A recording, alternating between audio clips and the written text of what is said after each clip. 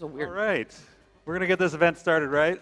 I think we're going to watch some rockets launch, right, Bob? I think we brought a video. We got some of Blue Origin's successful launches to date, and we're going to take a look right now.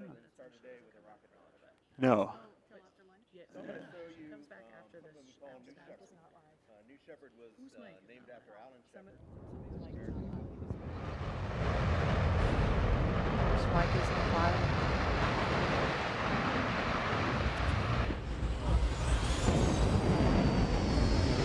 Oh, we're having a mic.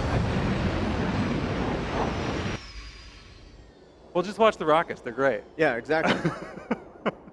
Now we go.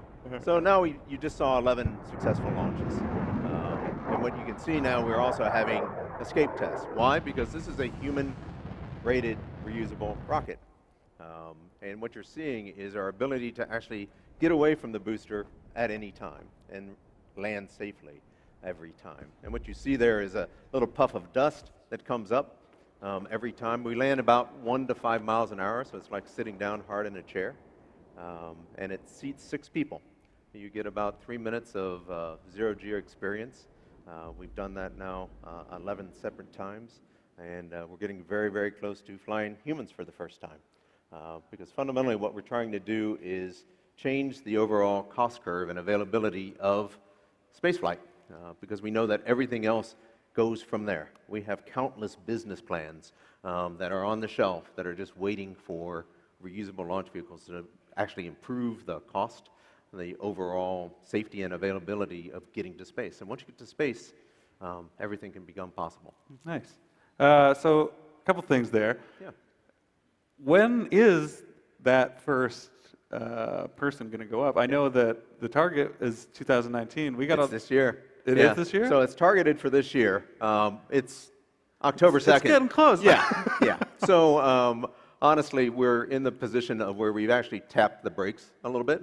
One thing that may not be obvious to a lot of people here is that when you go in a safety critical environment, getting functional readiness is different from verifying something. Right. And so verifying that you actually have something that's safe and ready to go is where we are. We're just going through all of our systems and making sure that we actually have all those systems right. And we have 2 flights that we're going to do before we actually go fly, at least 2 flights, before we go fly humans on that. If those flights go really well, then we may be able to actually get people up relatively soon. If not, we're just going to methodically go through that and make sure that we're only going to fly when we're safe. So you're saying there's a chance for 2019 still? Or? I think I'm never going to give up pressure on the team to actually try and go get it done this Right. year. Is it likely? Probably not, because 2019 is rapidly coming to a close. But again, we're not going to be date driven. We're going to be driven by when we're ready to go fly. Great. And then the other part of that is, can I be on that one? Yeah, absolutely. Well, you have to get in line. Okay. There's a lot of people that want to get on that first flight. Like, what do they have? Money? They do. Money. They do. Okay. They do. All right. That's great. So let's talk also about kind of New Glenn too. So yeah. What has the progress been on New Glenn? Where are you at with that? Yeah. That's your orbital class Right. rocket. Yeah. Just to back up a little bit to what you saw, since my mic wasn't on, the New Shepard vehicle is to do a couple different things. It's to get space tourism and suborbital payloads. But it's also there to actually demonstrate all the fundamental technologies that we need to actually go fly New Glenn, which is our orbital vehicle. So you have hydrogen, oxygen, engines and tanks. You have the ability to vertical takeoff and landing, all the guidance that you need to go do that, all the rigor that you need to actually go fly humans. We're taking all of that and that operational experience and applying it to our New Glenn vehicle. The New Glenn vehicle is a massive vehicle. It's well over 300 feet tall. Just the first stage is larger than most rockets on the market today. Yeah. And we're going to land that first stage, much like you saw here, on a moving ship, which actually gives you a little bit more stability and allows you to actually get a little further cross range. But at the end of the day, what we're trying to do is the exact same thing, which is to actually change the cost curve in a very substantive way associated with reusable rockets. And 75% of a cost of an expendable rocket is actually that first stage. Right. So if you actually reuse that first stage, you actually have fundamentally changed what you're actually be able to provide. So we're in the design process now. We've got production hardware flight hardware now down in our factories. We've built our factories down in Florida, as well as we're in the process of standing up our launch pad. We're going to have our critical design review, which locks in the design at the end of this year, so just 2 months. We have a series of reviews going on right now, and we're still targeting 2021 for that first flight. That's the first test flight or first commercial flight, or both for that year? It will be a commercial flight. Okay, great. And what are we looking at for costs for that, like especially the initial ones? Because I imagine the cost curve will go down. Yeah. So the cost curve is going to be based on the fact that we have a couple different things. One, that we have a reusable as opposed to an expendable first stage. And the second thing is that we have the ability to actually dual manifest. So one of the things that we have a 7-meter fairing, which is larger than anything else that's on the market, which means we can actually take 2 very large ComSats and put them stacked together. There's a lot of space words here. I don't know if everybody is I'm sorry. space expert. So you can actually get 2 geosynchronous communication satellites and put them on there, 2 very large satellites. Gigantic, yes. And therefore be able to actually effectively give the same price for A 2-for-1 deal. 2-for-1 deal, exactly. As well as the fact that fundamentally our costs, our economics are different because we're using the first stage. So it's going to be incredibly cost competitive, much better than what's on the market today. So why are some legacy players still aiming for kind of fully expendable vehicles? Yeah. And you know, a lot of, I know that Mitsubishi Heavy Industries, for instance, their next rocket, they're targeting a $50 to $60 million launch cost, which is on parity with what Elon's doing at SpaceX, for instance, right? And yet a fully expendable vehicle.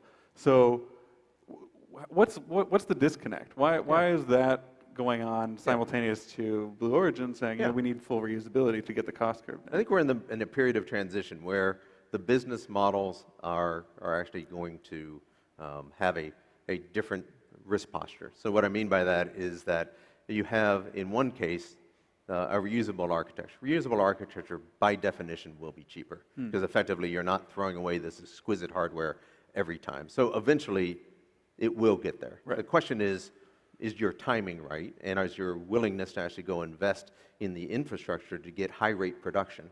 So the way that you'd actually get an expendable architecture actually to work well is you produce a lot of them, right? Yes. You invest in the fundamental the infrastructure to actually get that done and produce a lot of them. Get down the learning curve, have a very good run rate associated with it. So you produce a bunch of widgets, they're going to be cheaper. So people have to go figure out whether they can actually have enough market share to actually support that infrastructure on an expendable model, or do they need to flip over to a reusable? Obviously, we think the reusable path is the longer path, and that's the one that we're actually strategically focused on. Right. So that brings up another interesting kind of area of the whole space business and the emerging space business, right? Like that's a lot of upfront cost you've just described, right? And Blue Origin is lucky in that Jeff Bezos is obviously his passion project, and he's willing to fund it. Right. I think he's on record saying like, "Oh, this is the priority funding," right? So, what are we looking at for the next, like, say, 10 years in terms of access to building new businesses around space? Yeah. Is it going to have to subsist on this kind of like patronage model? Like, do we need the King and Queen of Spain to sponsor our journeys? No, I don't think we need the Queen of Spain. But we are very fortunate to have Jeff as our founder. Right. No question. Having that level of private equity is a nice place to be. But I would say that what we have seen, and I think there's a less than clear recognition that the launch volume is going up and has been going up for quite a while. Right. If you actually go look over the past years for U.S.-based addressable market for U.S. providers, it's been going at about 3% a year. And so you're running roughly around 36 or so per year, and that will actually go up by 3% at least a year. Mm-hmm. Projections actually show it going up to 50 to 80 as much. So right now, the launch volume continues to grow, and so more launch providers are going to be able to actually come in and get those kind of rates that they need to support their overall infrastructure investment. You're talking about on the demand side. On the demand side. So the demand side continues to grow and is expansive. And that isn't even including some of the mega constellations that are actually being proposed. So you're seeing a number of constellations being proposed by large tech companies and others that are actually saying the world needs more basically connectivity. Mm-hmm. And because of that, they're going to need a lot of launches relatively soon. Right. And so the launch volume is really looking very attractive over the next 10 years, whether you're talking about whether that's privately funded, have government funding, but it is fundamentally shifting to a more commercial model. Even now, only about 20% of the overall volume for US-based addressable market is actually to national security providers. So it's already commercial. It's already commercially dominated. That's a big change. I mean, if you think about it, 10 years to even 20 years ago, it certainly was not that way. It was actually dominated by governments that were funding space programs. Yeah. So you're saying then that from your perspective, from the rocket business perspective, it's a viable business relatively quickly, right? Yeah, absolutely. But what about kind of like other people wanting to build startups, or like how accessible is it for a new company starting out that doesn't have, isn't the brainchild of Jeff Bezos? For Exactly. instance, right? Exactly. That's been the fundamental problem in space businesses to date. And I always like to make the analogy to Amazon. And what Amazon was able to go do is actually go build on infrastructure that already existed. And the infrastructure that existed was, they didn't have to invent the internet. Right. They didn't have to invent the credit card. They didn't have to invent the personal computer or a bunch of other, the shipping, UPS. They didn't have to do the postal service as well. That doesn't exist in space. So the fundamental infrastructure and the fundamental infrastructure that's needed is how do you get to space?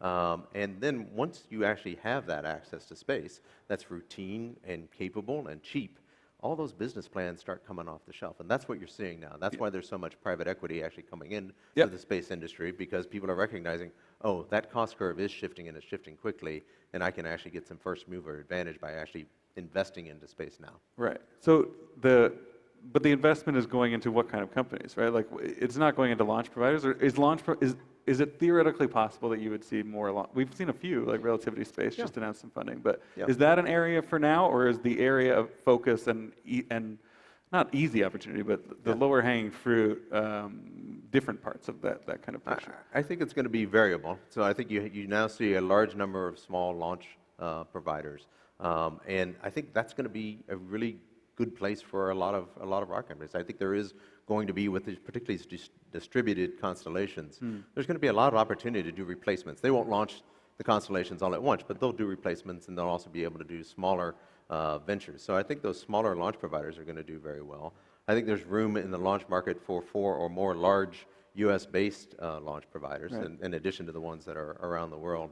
But then if you think about what else is out there, you're now seeing fundamentally different business models, which is kind of interesting, because you're starting to see people understand much what they saw with the computer, where there was a shift from, hey, we really care about this hardware, to, no, I don't care about the hardware as much. I care about the information that's coming off of that piece of hardware. And I think people are figuring out how to monetize space resources much better than they ever have, whether that's Earth observation or communications or other kinds of even navigation. There's a lot of value that's there that people are starting to understand those business models now. Yeah, and so that's another part of kind of the Blue Origin vision, right? Is they like opening up access to these resources, space-based resources, and then making businesses around those. Yeah. So can we talk a little bit more about the longer-term vision and sort of like? So one of the things that people don't recognize, that our name is Blue Origin. Red destination, or is that the thing? Yeah, it's not. We didn't just pick a color. Right. It really is about the Earth. That's the reason why we actually call it Blue Origin, and we're actually committed to the idea that you have to go to space to benefit Earth. You can have an argument about how long our resources are going to last, but you can't argue that it's finite. Right. You can't argue. We're going to run out of resources at some point, and so humanity needs to preserve this jewel. We're not abandoning Earth. We're doing just the opposite. We want to protect and preserve Earth. And to do that, you have to go somewhere else and use resources from elsewhere to actually relieve the stress that is on Earth and hopefully restore it to a much better place than actually what we're seeing in production in terms of climate change, et cetera.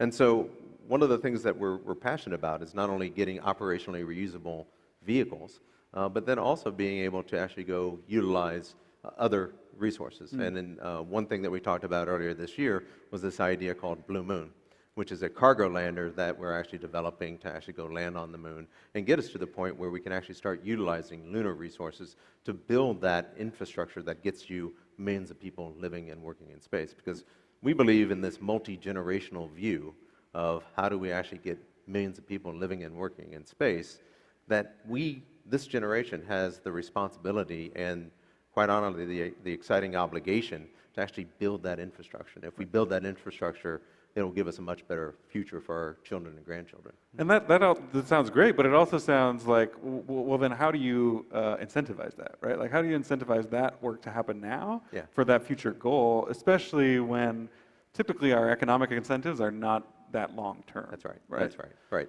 So we do have a much longer horizon at Blue Origin than most companies could Right. or should, and that's purposeful. That's being very thoughtful, of even down to our motto of what we talk about, which is Gratitam Ferociter, which is the step-by-step approach, that we're going to master certain things step by step. So we break it down to, okay, we're going to master how we actually make suborbital flight work and work reusable, make true operationally reusable. Not let's go inspect it in after the flight or trying to mess around with it. No, truly make it so that you can make it simply fuel it up and go fly it. And we're going to master that. And we're going to master the engine technologies. And we're going to master it at the orbital scale. So we break down that longer term horizon into smaller steps. And then at the same time, make sure that we are making a self-sustaining business. Because Blue Origin is going to become a self-sustaining business. Why? Because customers make you better, and actually self-sustaining businesses last longer. Right. They outlast their founder. Yeah.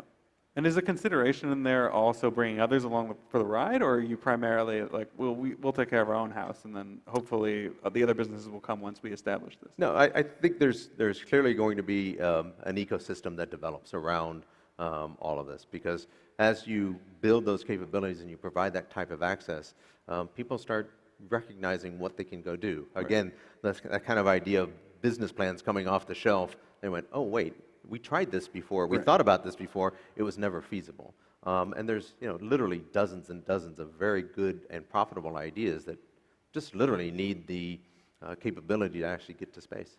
Great. And so then another sort of concrete part of the Blue Origin vision that I find really interesting is this concept of the space stations being a more practical kind of habitation for outer space, rather than like a base on a planet or something like that. Yeah, I think what you're referring to is Gerald O'Neill had this idea called O'Neill colonies, and it's a fundamental premise that he put in front of his students and said, let's think about this more broadly. What is the best place for humans to live off the Earth? Right. And when they asked that question, the answer came back that it's not planetary surfaces. And Isaac Asimov had a funny quote in an interview saying that we've all become planetary chauvinists. Right. And it's actually quite a counterintuitive discussion, which is that living on Moon, living on Mars, living on any of the habitable surfaces that we see, it's not a very good environment. It fundamentally isn't in terms of 1/6 gravity or 1/3 gravity in case of Mars. It really doesn't have much of an atmosphere. So living there is like living on some of the worst places on the planet here, right? I mean, it'd be much, much harder than what you have here today. But if you actually have a manufactured world, and that's what O'Neill colonies are, a manufactured world that would have environments associated with the kind of gravity that you want, the kind of atmosphere that you want, could be a very, very good place to live. And those kind of islands that would be at Earth radius to the sun and close to home, so that you can actually go back home, because everybody's still going to want to come back to the old country. That's going to be a very appealing vision. And it's one of many visions, but it's the one that seems the most reasonable to me. Well, that's interesting, because there's obviously the argument like, well, there's a massive resource spend, and if you just redirected even a fraction of those resources to more immediate short-term fixes, you could make a lot of people's lives a lot better, a lot quicker. Sure. Yep. But it sounds like that's again the longer-term view of that Blue Origin has. So I think in any portfolio, and whether you're talking a business or your personal investment strategy, you should have both things, right? You need to have short-term and long-term. So I never look at this as a dichotomy. It never looks as you can only do this immediate thing or this long-term thing. You should do both. And we should do both. We have immediate, really critical things that we need to address in terms of climate change, poverty, justice, a whole bunch of things that require our resources and our attention right now. We also need to protect what's going to happen to our children and our grandchildren and what their future looks like. Right. And that's one of the reasons why we have Blue Origin. Great. All right, so we're getting close to time, but just a couple quick questions. So what's your next planned launch activity? Our next launch part, we're going to have actually a payload launch coming up here relatively soon. This will be, again, trying to exercise the overall system. and make sure that we actually have it verified to the extent that we need it to be. Great. And then also, what's the price tag on that first commercial flight?